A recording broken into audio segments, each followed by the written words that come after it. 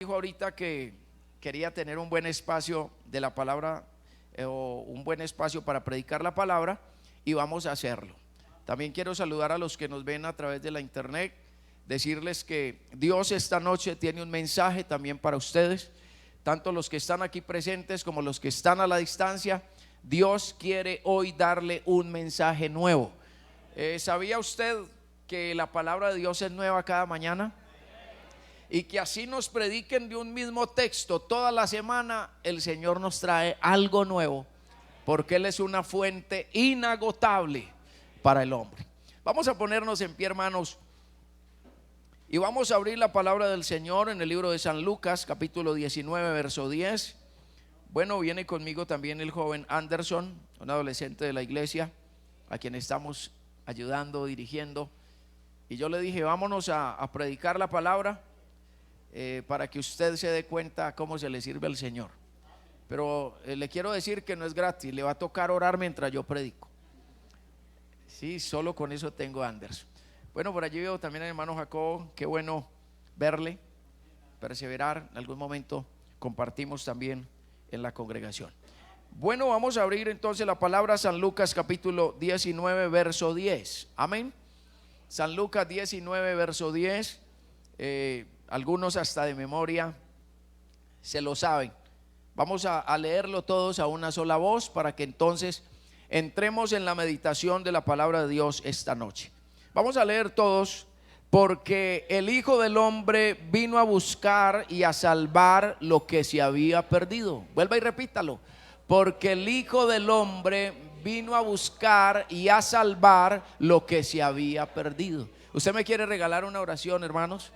Yo voy a orar por usted, usted ore por este siervo para que sea Dios esta noche hablando a través de su palabra. Soberano Dios, te damos muchas gracias por esta oportunidad que nos regalas de estar aquí, Señor, para adorarte y bendecirte.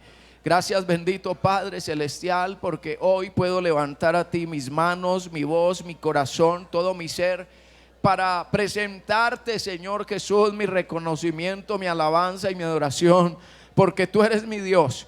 Pero también para presentarte este pueblo hermoso de aquí de Gaitán, esta iglesia maravillosa, junto con todos los amigos simpatizantes que han venido a escuchar tu palabra.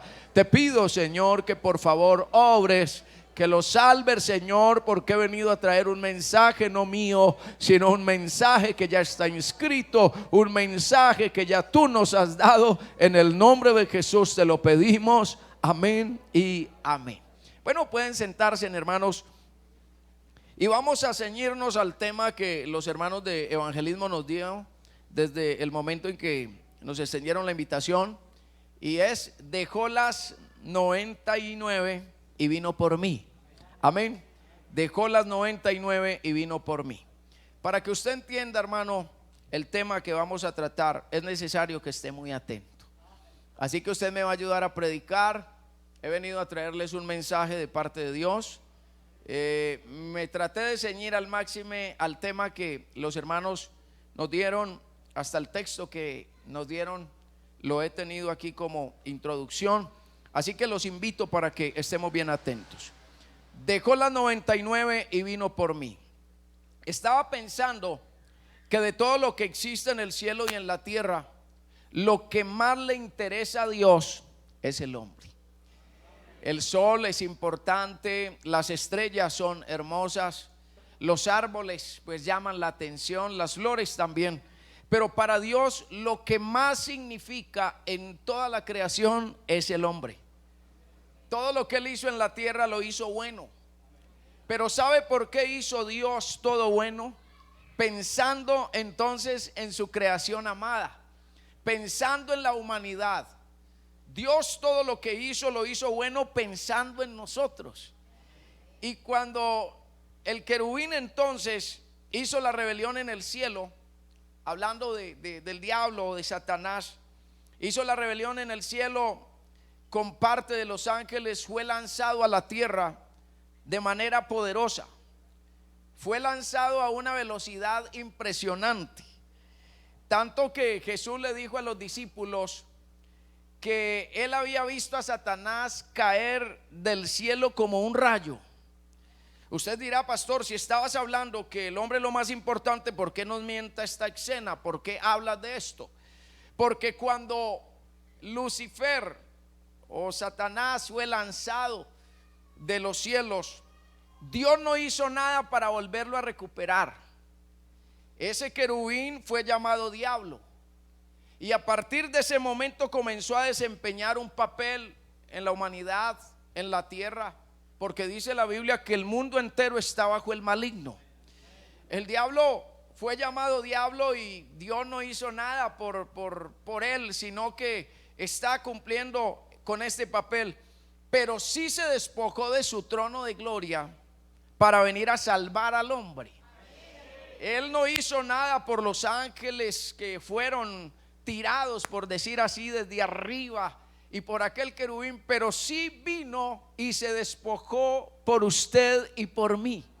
Él hizo algo especial. Y yo no sé, hermano, si a usted esto le causará alegría o qué le causará dentro de sí, pero a mí me da esto un gozo impresionante de saber que alguien me dio un valor que nadie me lo ha podido dar, que alguien hizo algo por mí que otro no pudo hacer.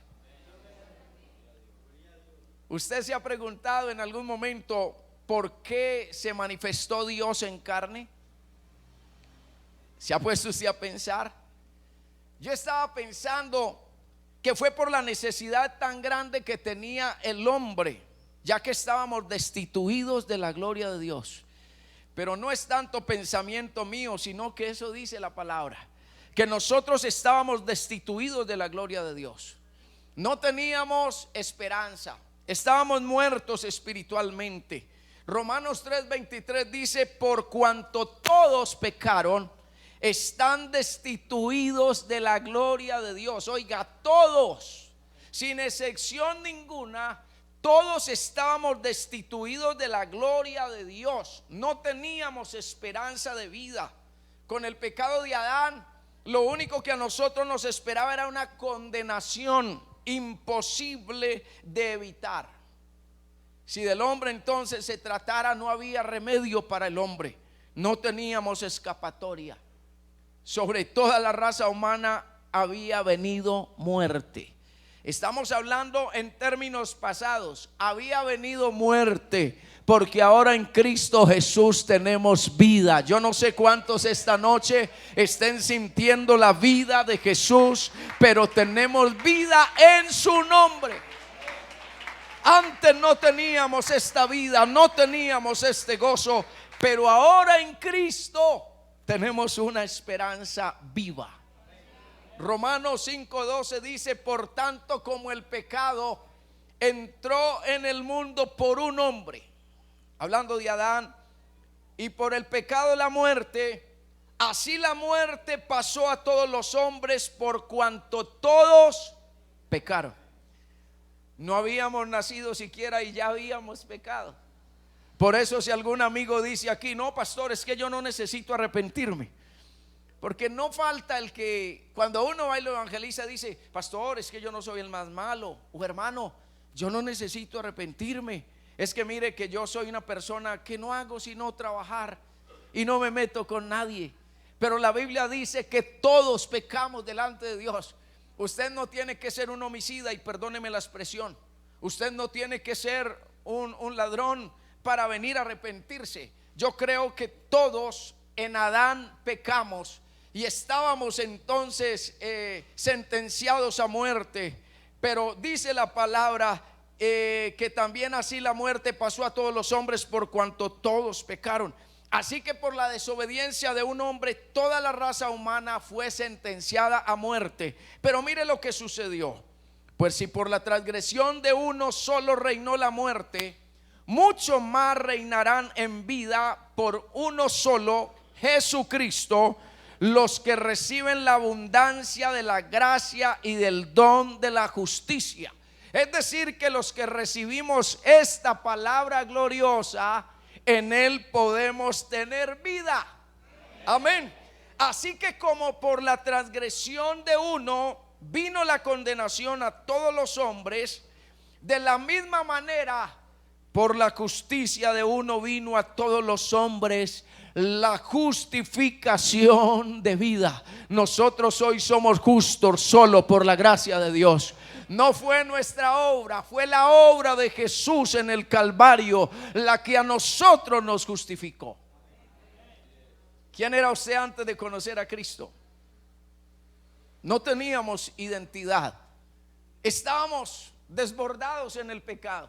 Si aquí pasara cada uno de nosotros a testificar y a decir quiénes éramos, de seguro habría una decepción quizás en muchos al escuchar lo que cada uno expresamos.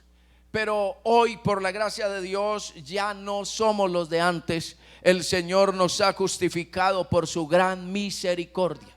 Él justificó a todo el mundo. Pero cuando se hace real esa justicia de Dios, esa justificación de Dios, cuando el hombre lo acepta. Porque Él murió por todos. Pero la salvación no la obtienen todos. No porque Dios condene a uno y salve a otros, sino porque yo desde mi libre albedrío, desde mi decisión, debo de aceptar a Jesús en mi corazón. Yo creo que en esta noche alguien va a tomar la decisión de vivir para Dios, porque esta es la decisión más grande que el hombre puede tomar. Yo no sé cuál es la decisión más grande que usted puede tomar, amigo. Usted de pronto se preguntará cuál será, pero yo te digo, la decisión más grande es vivir para Dios. La Biblia registra que Jesús, en su plan de salvar al hombre, se acercaba a toda clase de personas sin excepción ninguna, y por esto era criticado. Estaba mirando, puse aquí 3, 4 casos, y el primero fue cuando Dios llamó a Mateo para que le siguiera. Dice la palabra que Mateo era un cobrador de impuestos. Y dice la palabra que cuando vieron esto los fariseos, dijeron a los discípulos: ¿por qué come vuestro maestro con los publicanos y pecadores? Mateo 9:12 dice: al oír esto Jesús les dijo: los sanos no tienen necesidad de médicos, sino los enfermos. ¿Quiénes son los que van al médico? Los enfermos. Y mire lo que dice el texto: si confesamos, bueno, ahí no era, sino los enfermos. Porque el que va al médico es el que está enfermo, ¿cierto? El que va al médico es el que siente algo que no es normal. ¿Para qué? Para buscar sanidad. Así que el Señor no vino a los justos, sino a los pecadores. Estos días estábamos en la iglesia, terminamos un culto, y me acuerdo que después del culto hubo una bendición maravillosa, y había un velorio en el pueblo. Habían matado a un muchacho muy mal y la familia estaba destrozada. Y cuando llegó unas 2 personas y nos dijo: pastor, ¿será posible que usted vaya y nos regale una oración? Y algunos hermanos se miraron como quien dice: qué pereza ir a un velorio, porque no es agradable, pero hay que ir donde hay necesidad. Y yo le dije: claro, vamos. Estaba un poco cansado, pero yo le dije: dame 15 minutos y allá llegaremos. Hermanos y amigos, cuando llegamos a ese velorio, había un ambiente impresionante, difícil. Estaban borrachos, estaban drogados, estaban estrujándose en los unos a los otros. Y lo más terrible y lo que me impactó era que estaban tratando de sacar el féretro del ataúd para ponerle unas cadenas y echarle aguardiente encima, imagínense. Cuando yo llegué, por la gracia de Dios, vi un muchacho que cuando estábamos en Buenos Aires, un corregimiento de Andes también, lo distinguimos, lo evangelizamos, y mi esposa y algunas otras hermanas dijeron: vámonos, pastor, no está bueno el ambiente. Y yo le dije: esperemos. Y me fui saludando a cada una de las personas en el nombre de Jesús, obviamente, y fui entrando. Y cuando ya entonces estaba cerca del féretro, vi un muchacho a quien distinguía y le dije: Johnny, Dios te bendiga. Johnny, tranquilo, vinimos a ayudarle. Cuando yo le dije eso, el joven dijo: al pastor sí le hago caso, ahora sí me voy a calmar. Así literal. Y los otros que estaban ahí en el alboroto se sentaron, Y yo les dije, ustedes nos permiten hacer una oración por ustedes, nos permiten predicarle la palabra en este momento de dolor. Y dijeron, sí, pastor, por favor, ayúdennos. Y cuando ellos nos dieron ese espacio, tomamos unos textos de la palabra, comenzamos a cantar unos coros que les llevó mucha paz en el alma. Y comenzamos a predicarle la palabra. Y cuando se terminó ese devocional, ellos estaban llorando y diciendo, pastor, por favor ayúdennos. A los hermanos les decían, por favor ayúdennos, porque estamos perdidos. Así literal. Nosotros les dijimos, claro que sí, a eso vinimos en el nombre de Jesús a ayudarles. Para resumirles, nos fuimos de ese velorio y creíamos que iban a volver a entrar en ese desborde. Y nos dicen que entraron en un momento de paz y como a las 2 horas cerraron el lugar donde estaba el féretro, se fueron a dormir. Al otro día vinimos y los acompañamos, y de esa familia están yendo 7 a la iglesia y están en doctrina 3 por la gracia de Dios, porque el Señor no vino a los justos sino a los pecadores. Y a veces creemos que nos tenemos que meter con los que están de corbata y los de buen estatus económico, y ellos también necesitan, pero no podemos descartar al borracho, no podemos descartar al drogadicto, no podemos descartar a aquel que le falta identidad. Con todos nos tenemos que meter. En una ocasión estaba en una reunión y vi a un joven que le faltaba tener identidad. Era un hombre, pero estaba un tanto desubicado, y me acuerdo que me le senté al lado, comencé a compartirle la palabra y le dije con mucho respeto, joven, me disculpa, pero ¿por qué te comportas como te comportas si sos un varón? Así le dije, con mucho respeto. Y él comenzó a desahogarse conmigo y comenzó a llorar literal. Y la gente apenas nos miraba y decía, bueno, ¿y qué está hablando el pastor con ese muchacho? Pues hermano, mire, cuando usted esté haciendo un trabajo en el nombre de Jesús, perdóneme la expresión, pero a usted no lo debe de incomodar que piensen los demás de ti y de la persona con quien estás hablando. Si estás hablando de Cristo, siga dando la medicina, que Dios se encargará del resto. Así vengan otros a criticar, nosotros hablemos del nombre de Jesús, que este nombre es el que salva. Esta palabra es la que cambia, esta palabra es la que convence, porque no es nuestro léxico, no es nuestra expresión, es el poder de Dios en nosotros. ¿Por qué no le das ese aplauso fuerte al que vive? Aleluya. Él es el que hace la obra, Él es el que salva. Si aquí nos pusiéramos a contar, hermano, de todo lo que el Señor ha hecho, ha sido demasiado. Cuando estábamos en Buenos Aires, y no me voy a centrar en testimonios, pero sí siento contarlo, porque da exactamente con lo que estamos tratando. Cuando estábamos en Buenos Aires, Corregimiento de Andes, predicábamos allí la palabra y llegamos, por decir así, bisoños, porque era la primera obra, pero con unas ganas de servir enormes, que uno le dispara con la palabra a todo el mundo. Y me acuerdo que llegamos allí y vi un hombre marginado que todo el mundo rechazaba. ¿Y sabe cómo le decían en el pueblo? El gusano. Porque hacían una reunión o una fiesta, entre comillas fiesta, y él terminaba dañándola. Era de los que no le importaba darle a otro en la cara o sacar una navaja y cortarlo. Y cuando él llegaba, todo el mundo se iba porque llegó el gusano. Y nosotros le comenzamos a predicar la palabra sabiendo que él la necesitaba, que estaba enfermo espiritualmente. Comenzamos a hablarle del mensaje y el gusano comenzó a cambiar. Comenzó a dar un comportamiento diferente y ya yo en las calles escuchaba que la gente le decía ya no el gusano, sino que le decía don Augusto. Porque sabe que este evangelio a nosotros nos da honra.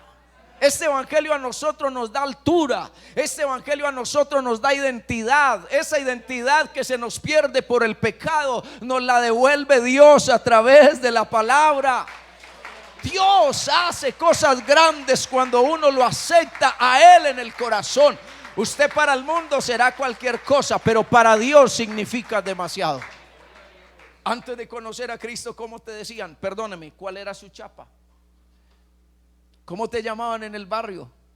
¿Cómo te decían? ¿Cómo te trataban? Por la forma en que vivías. Pero después que aceptaste a Cristo y acepté a Cristo, ya ¿cómo nos dicen? Don, doña. A mí me han dicho, es que doctor. Yo no soy doctor, yo predico la palabra. Y lo que soy, lo soy solo por su gracia. Y este hombre comenzó a cambiar y se entregó a Cristo. Lo bautizamos en el nombre de Jesús. Y entonces una vez me llamó la atención porque se me acerca una señora de esas religiosas y me dice: don César, ¿usted qué le dio al gusano? Y así como usted, yo me reí. Y yo le dije: no, amiga, yo no le di nada al gusano. Al hermano Augusto, ¿sabe qué fue lo que lo cambió? La palabra. Yo solamente le mostré a Jesús en esa necesidad tan grande que él tenía. Él aceptó esta palabra y ahora él es lo que es por la gracia del Señor. Porque el Señor, a todo aquel que viene a su presencia, Él no le echa fuera, sino que a ese el Señor acepta, abraza y llena con su Espíritu Santo. Aquel que se considere que es pecador es a quien Dios quiere limpiar, es a quien Dios quiere salvar, y el que se considere sin pecado está equivocado. ¿Sabe quiénes venimos a la iglesia? Los que reconocemos que el único santo por excelencia es Dios. Mire lo que dice el texto: si confesamos nuestros pecados, Él es fiel y justo para perdonar nuestros pecados y limpiarnos de toda maldad. Si decimos que no hemos pecado, le hacemos a Él mentiroso. Oiga, y su palabra no está en nosotros. Así que si alguno dice que no es pecador, hoy debe de cambiarse el chip y escuchar este mensaje glorioso y saber que sí es pecador, porque nuestro Dios lo dice. Proverbio 28:13 dice: el que encubre sus pecados, ¿qué? No prosperará, pero el que los confiesa y se aparta alcanzará misericordia. Y esa misericordia viene de parte de ¿quién? Viene de parte de Dios. Caso 2. Criticaron a Jesús porque un día vino una mujer pecadora donde él. Cuando Jesús fue a casa de Simón, porque él lo invitó a que fuera a su casa para que juntos cenaran, dice que estando allí se presentó una situación poco común, porque no es normal lo que allí pasó. Dice que una mujer de la ciudad que era pecadora, así dice la Biblia, Lucas 7:37, que era pecadora, al saber que Jesús estaba a la mesa en casa del fariseo, dice que trajo un frasco de alabastro con perfume. ¿De dónde lo sacó? No sé. Lo cierto era que era un frasco de alabastro y que valía mucho. Y estando detrás de él a sus pies, dice, llorando, comenzó a regar con lágrimas sus pies y los enjugaba con sus cabellos y besaba sus pies y los ungía con el perfume. Cuando vio esto el fariseo que le había convidado, dijo para sí, es decir, él pensó, si fuera profeta, entonces haría algo, porque es que no sabe qué clase de mujer es la que le está tocando, que es pecadora. Pero ¿qué dijo Simón? Simón se equivocó, porque que estaba comiendo con él no era o no estaba ni siquiera cerca de lo que era realmente Jesús, porque él estaba diciendo si fuera profeta. Jesús no era un profeta, él era Dios manifestado en carne, más que un profeta, porque los profetas hicieron lo que él les mandó a que dijeran, pero él era Dios sobre todas las cosas, Dios manifestado en carne. Hay gente que piensa de usted y de mí cosas y nos burlan y nos menosprecian. Esa evangélica, ese evangélico, pobrecito ese adolescente, ese pastor, con palabras despectivas. pero no saben realmente qué es lo que somos nosotros, que nosotros somos hijos de Dios. Y en este caso Simón estaba pensando que Jesús era cualquier hombre, pero él era Dios manifestado en carne. Y cuando él piensa dentro de sí y dice: si supiera qué mujer es la que le está tocando, ahora mismo la retiraría. Entonces respondió Jesús, Lucas 7, 40 y 41. Entonces respondió Jesús y le dijo: Simón, mire la amonestación, porque Dios conoce todas las cosas. Antes que salga la palabra de nuestra boca, Él ya la conoce. Por eso nosotros, si somos santos, si nos guardamos, no es tanto para que el hermano Arnulfo lo vea, con todo el respeto de nuestro hermano, o la hermana Gloria, o para que el pastor César lo vea. No, si nosotros aquí somos santos, es porque sabemos que el Dios que nos ha salvado conoce todas las cosas. Y que así nos escondamos de yo no sé quién, delante de Dios nadie se esconde, porque Él conoce nuestros pensamientos. Y antes de que la palabra salga de nuestra boca, Él ya la conoce. Entonces Jesús le dijo a Simón: una cosa tengo que decirte. Y él le dijo: di, maestro. Jesús le dice: un acreedor tenía dos deudores. El uno le debía 500 denarios y el otro 50. Y dice: y no teniendo ellos con qué pagar, perdonó a ambos. Y le dice a Simón, él no sabía para dónde iba Jesús, pero le dice a Simón: di pues, ¿cuál de ellos le amará más?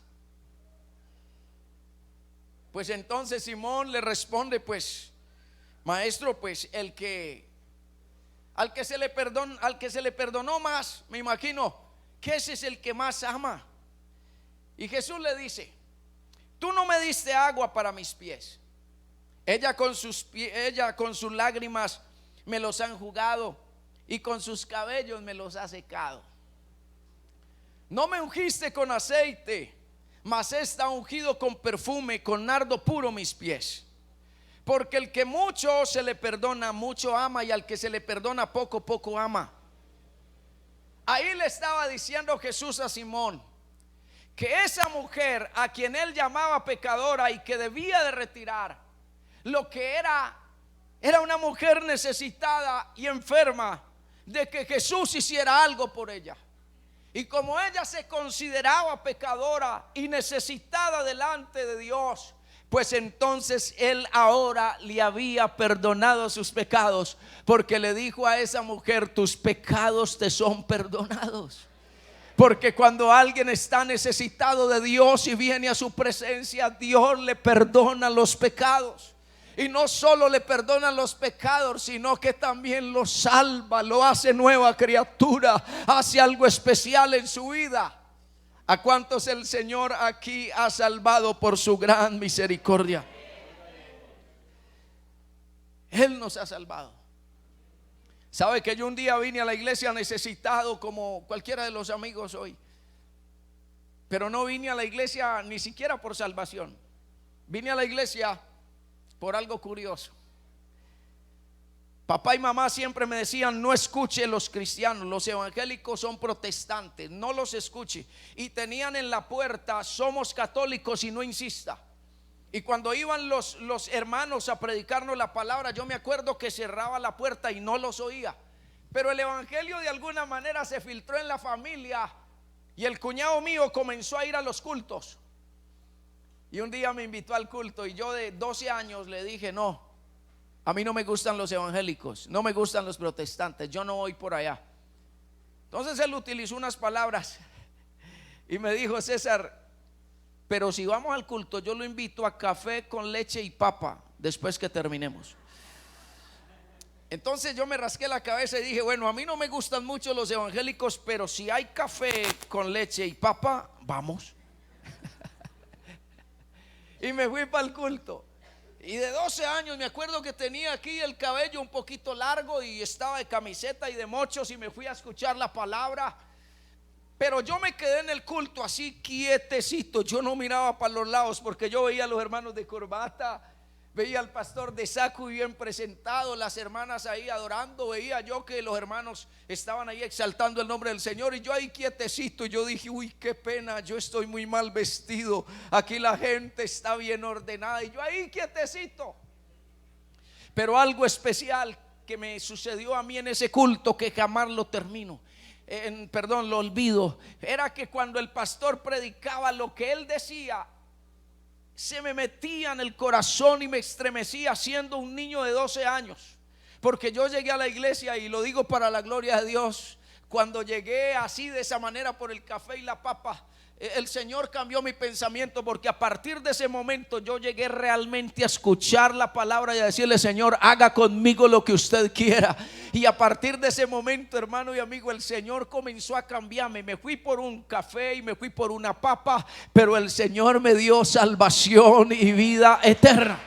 El Señor me dio algo más grande, porque Él ha venido no a los justos, sino a los pecadores. Él ha venido a llamar al arrepentimiento a aquel que lo necesita.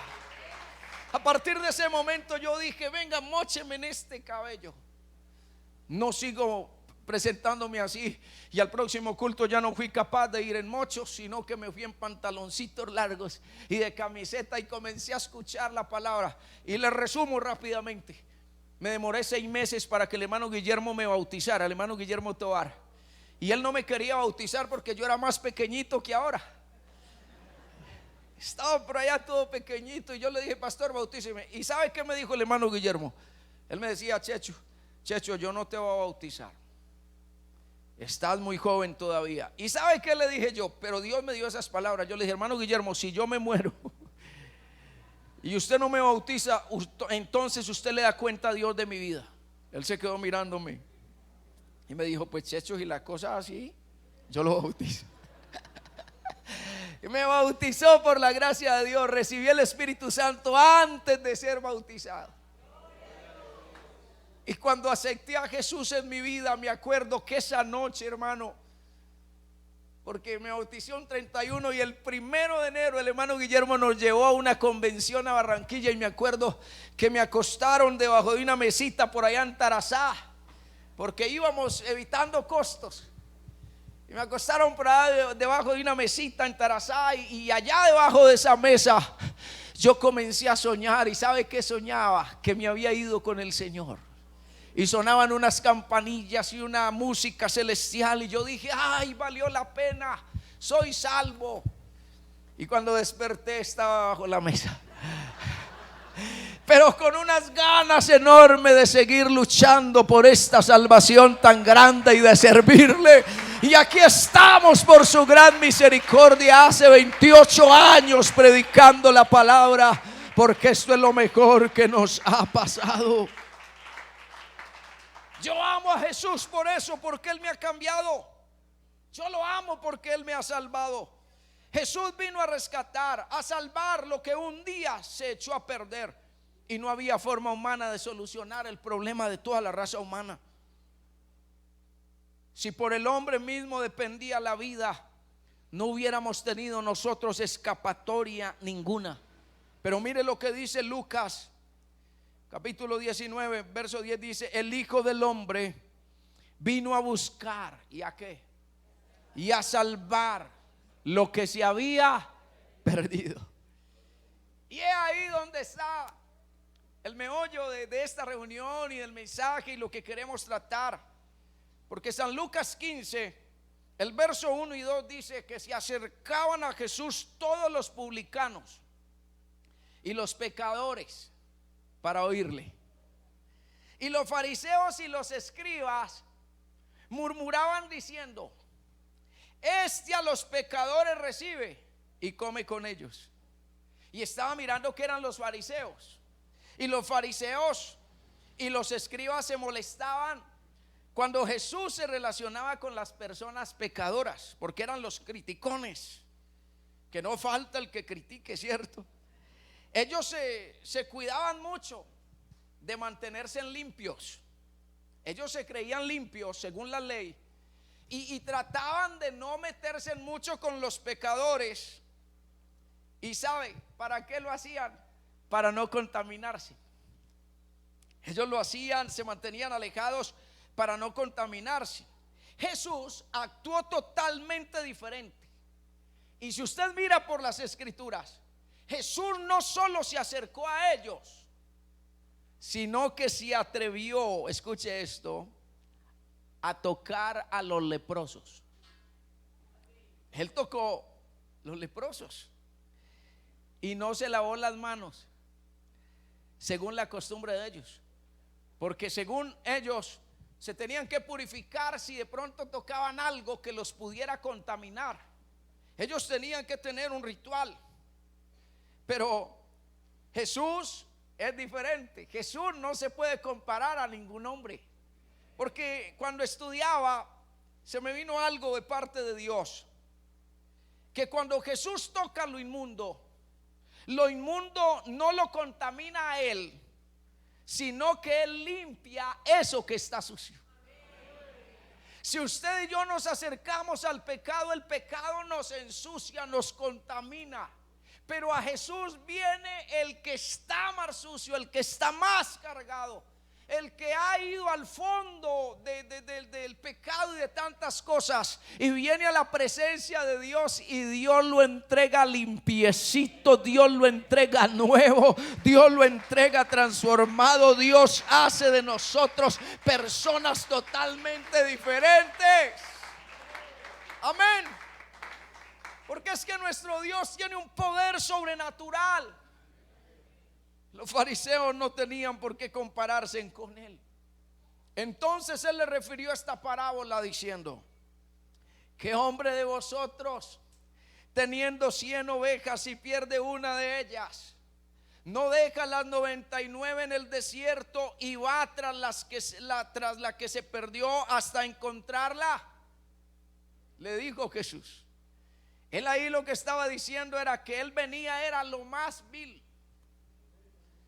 a lo más pecador, a quien entonces le reconociera a él como el Salvador. Quizás esas palabras parecían incoherentes, que el pastor deje las 99 para ir a buscar una sola. Y cuando estudiaba, no sé si al hermano Arnulfo le pase, pero a mí me pasa mucho en la iglesia que algunos hermanos se me arriman y me dicen: pastor, yo desde que me bauticé, usted no es igual conmigo. Usted antes me llamaba más, usted antes se me acercaba más, después de los cultos venía y me saludaba, y ahora ya no. Y algunos se atrevió a decirme: pastor, yo quiero volver a ser simpatizante para que usted me dedique más tiempo. Pero mire, yo le digo a los hermanos, no es que el pastor no ame la iglesia o al que se bautice o que uno cambie porque quiera, sino que, como estamos predicando desde el comienzo, el trabajo nuestro es ganar a los pecadores, es ayudar a los que están enfermos espiritualmente, es darle la mano al que está caído. Entonces yo, por ejemplo, cuando llega un amigo a la iglesia, yo trato al máximo de saludarlo, trato al máximo de escucharlo, trato al máximo de preguntarle qué necesita, qué problemas tiene, en qué le puedo ayudar. Entonces entro en familiaridad con él y comienzo a predicarle la palabra. Entonces cuando voy a ver, los hermanos ya se me han ido.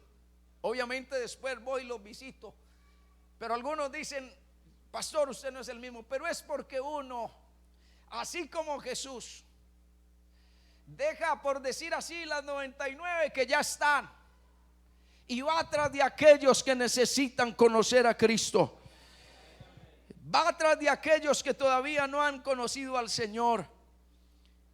Este pastor sabía que las 99 estaban seguras en el redil. Estaba mirando qué es el redil, y el redil es un lugar cerrado donde los pastores guardaban las ovejas, o guardan las ovejas hoy día aún.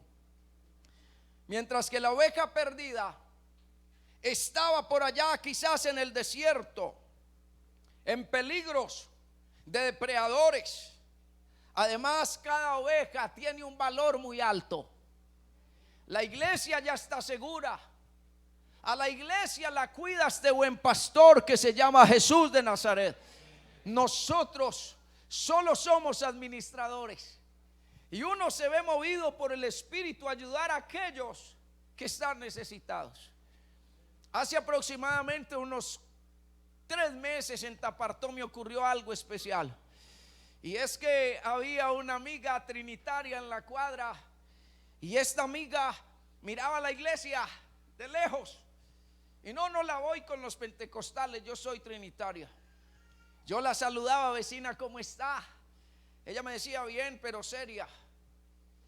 Y en una ocasión le comenzamos a compartir la palabra, y ella quedó un poco inquieta. Y comenzamos a hablar, y nos encontrábamos por allá cada 15 días, y yo le daba un trocito de la palabra de la unicidad. Y un día le dije: vecina, yo quiero que usted se dé la oportunidad de escuchar la palabra en la iglesia para que se dé cuenta que hay una doctrina que no es invento del hombre, sino que es palabra de Dios. Y yo quiero que usted la escuche. Y ella me dijo: no, pastor, no me espere en su iglesia. Es más, me voy a ir a congregar a Andes. Estaba en Tapartó y me voy a ir a congregar a Andes. No me espere en su iglesia. Yo le dije: tranquila, que Dios tiene un propósito con usted, Aide.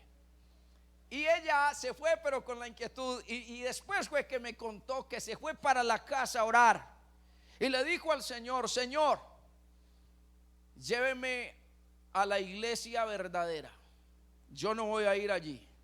La iglesia le quedaba ahí a 3 casas. Lléveme a la iglesia verdadera. Ese domingo se madrugó, se organizó, cogió su moto y dijo: Señor, yo no sé a dónde es que tengo que ir, pero por favor lléveme a la iglesia verdadera. Cogió la moto y ella me dijo, después que me testificó, me dijo: pastor, vea, como si fuera un GPS, yo llegué al frente de la iglesia pentecostal unida de Colombia en Andes. Ella dice que llegó, y cuando miró ahí el rótulo iglesia pentecostal, ella dijo: aquí no es, y salió y se fue. Salió y se fue, y resultó por allá en un barrio de Andes que se llama San Pedro. Y por allá comenzó a preguntarle a la gente: oiga, ¿dónde queda una iglesia que necesito ir al culto? Ella no decía específicamente qué iglesia. Y se encontró por ahí un señor y le dijo: ¿usted conoce el hoyo, que es donde está la iglesia? ¿Usted conoce el hoyo? Sí, señor, allá hay una iglesia. Y era la misma iglesia de donde ella se había venido. Ella dice: bueno, señor, muchas gracias. Bajó algunas otras cuadras más, dice ella, y llegó a otro lugar y le preguntó a otro señor: señor, ¿dónde queda una iglesia? Y ella le dice: allá en el hoyo. Y ella dice: pero esto está lleno de gente que está a favor de los pentecostales. Pero no es que la gente esté a favor de los pentecostales, sino que es que Dios quiere salvar al hombre, quiere mostrarle su poder. Pero ella dice: pastor, no hubo más de otra. Usted no se dio cuenta, pero yo estuve en la iglesia pentecostal en Andes escuchando la palabra. Y un jueves llegó a la iglesia con la Biblia en la mano, sin yo invitarle, sola llegó, vestida como una hermana, pues de esas de pudor y santas en el Señor. Y dijo: pastor, hoy vengo a acompañarlo en su reunión. Y yo le dije: bienvenida en el nombre de Jesús. Ese día predicamos la palabra, y cuando se terminó el culto, ella no podía ni hablar, las lágrimas se le venían. Y ella decía: pastor, he conocido al verdadero Dios y la vida eterna. Ahora está ahí en la iglesia, ahora le está sirviendo al Señor y le habla a todos de Cristo, porque Él vino a buscar a aquellos que quizás son despreciables o no son tenidos en cuenta por algunos, pero Dios ha venido a esos necesitados. Entonces la oveja está segura, las 99 están seguras, pero esa que está por allá en el desierto tiene algunas amenazas. El verdadero pastor, el verdadero evangelista sabe que vale la pena buscar la oveja perdida con diligencia hasta encontrarla, ya que la oveja sin pastor es vulnerable. La oveja sin pastor es indefensa. La oveja sin pastor necesita que la lleven donde hay agua limpia. Una oveja sin pastor está pasando momentos difíciles. Una oveja sin pastor no come pastos frescos. Pues yo le quiero decir a los amigos que esta iglesia se mantiene tan fuerte porque tenemos un pastor que nos da agua limpia, nos da agua viva, nos da pasto fresco, y esta es la palabra. Por eso aquí aplaudimos, por eso aquí hablamos en lenguas, por eso aquí glorificamos, por eso aquí cantamos, por eso aquí danzamos, porque tenemos un pastor que nos ha hecho nuevos y diferentes por su gran misericordia. Una oveja sin pastor está peluda y necesita estar o que la esquilen, que le quiten la lana, que le hagan mantenimiento. Una oveja sin pastor está sin protección. Una oveja sin pastor se hiere y no hay quien la sane. Pero cuando uno viene a la presencia de Dios, hay uno que lo unge. La oveja necesita oír la voz del pastor, pero no tanto de este pastor físico, aunque somos importantes, pero sí la voz del pastor de los pastores, que se llama Jesucristo el Señor. La oveja necesita las caricias y los abrazos de este buen pastor llamado Jesús. Hay gente que ha venido a la iglesia vacía, ha venido a la iglesia sin saber qué hacer, con ganas de suicidarse, pero viene a un culto y siente las caricias, los abrazos del Señor y dice: yo no me había sentido tan bien como me sentí en esta reunión. Y algunos optamos por quedarnos en la presencia de Dios. El amor de Dios es tan grande por cada persona que busca la seguridad de cada una y se regocija cuando la encuentra. Jesús se relacionó con los pecadores porque Él iba al encuentro de la oveja perdida. Por eso dice el verso 5 del capítulo 15 de San Lucas: y cuando la encuentra, la pone sobre sus hombros gozoso. Y al llegar a casa, ¿qué es lo que hace?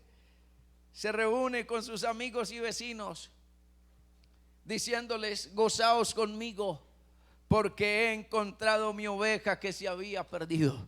Y es ahí donde dice el verso 7: os digo que así habrá más gozo en el cielo por un pecador que se arrepiente que por 99 justos que no tienen necesidad de arrepentimiento.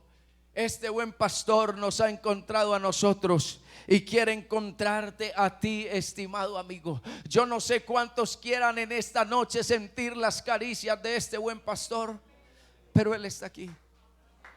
Algún amigo dirá: yo no lo veo, las paredes están vacías, no veo ninguna imagen en ninguna parte. Pues no lo busques, porque no lo vas a ver. Pero sí te aseguro algo, que si en esta noche le clamas, vas a sentir en tu corazón una presencia sublime que te va a cambiar y te va a hacer sentir lo que jamás has sentido en otra parte. Porque nosotros, como tú, un día vinimos a la iglesia buscando seguridad, porque afuera no se siente seguridad. Llegamos a la iglesia buscando paz y el Señor nos la dio, y aquí estamos por su gran misericordia. Yo quiero invitar a alguien que se ponga en pie esta noche. Quiero invitar a un amigo que voluntariamente desde el corazón haya entendido el mensaje y quiera venir hasta aquí. Vamos a orar por usted, para que el Señor entonces le dé esa experiencia gloriosa, le deje sentir entonces ese amor y esas caricias que solo Él sabe dar. Un amigo que no se ha bautizado, yo lo quiero invitar: venga, que vamos a orar por usted, para que el Señor entonces entre a tu vida, para que Él te haga nuevo. Yo sé que ahorita quizás pasó, pero queremos hacer otra oración más por usted. Queremos invocar el nombre de Jesús para que Él te haga diferente. Usted dirá: yo no soy capaz de cambiar. Pues usted por sus propias fuerzas no es capaz, pero aquí hay uno que lo hace todo por nosotros. Nosotros a la iglesia llegamos siendo incapaces, pero el Señor entró a nuestras vidas y hoy somos diferentes por su gran misericordia. Un amigo más, venga, un amigo más. Yo sé que usted quiere venir hasta aquí y no vamos a orar todavía hasta que tú vengas hasta este lugar. Aquí hay una joven más, aquí hay otra dama más, habrá otro por allá, allá viene otra dama. Vamos a orar en el nombre de Jesús. Hoy es día de salvación. ¿Sabe una cosa? Que ya la fiesta en los cielos se encendió, porque usted hoy está aceptando a este buen pastor en tu vida. Aquí hay otra joven, habrá otro más por ahí que quiera dar ese paso hasta este lugar. Queremos regalarle una oración, queremos invocar el nombre de Jesús por usted. Algo te aseguramos, y es que usted a partir de este momento no va a seguir siendo el mismo. Cuando uno siente el toque, la unción, el poder de Dios en la vida, uno piensa diferente, actúa diferente, hasta camina diferente. Porque cuando Dios entra a la vida del hombre, el hombre es cambiado de adentro hacia afuera. La gente se pregunta: ¿qué le pasó? ¿A usted qué le hicieron en esa iglesia? Pero la respuesta es: Jesucristo cambió mi vida.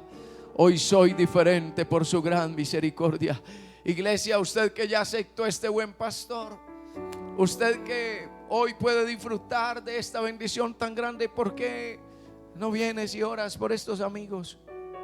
Alguno que sienta venir hasta aquí, vamos a invocar el nombre de Jesús, porque este buen pastor dejó las 99 y vino por ti y vino por mí.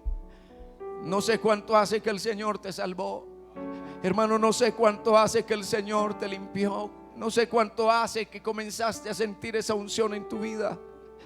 Pero así como ese día en que Dios te salvó a ti, te dio esta experiencia, hoy mismo quiere dársela a estos que están aquí en el altar. Hermano, si algún amigo esta noche cree, el Señor le puede llenar con el poder de su espíritu. Hermano, si usted es oveja, si usted es oveja de este buen pastor, ahora mismo también puede recibir la unción y el poder de Dios, porque en esta noche nuestro Dios está aquí presente. Yo no sé si tú lo sientas, pero Él se mueve aquí en el poder de su Santo Espíritu, y ahora mismo está rompiendo cadenas, ahora mismo está limpiando.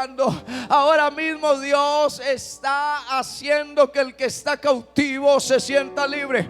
Ahora mismo Dios está dejando sentir su Santo Espíritu en la vida de un necesitado. Pero invócalo desde lo más profundo.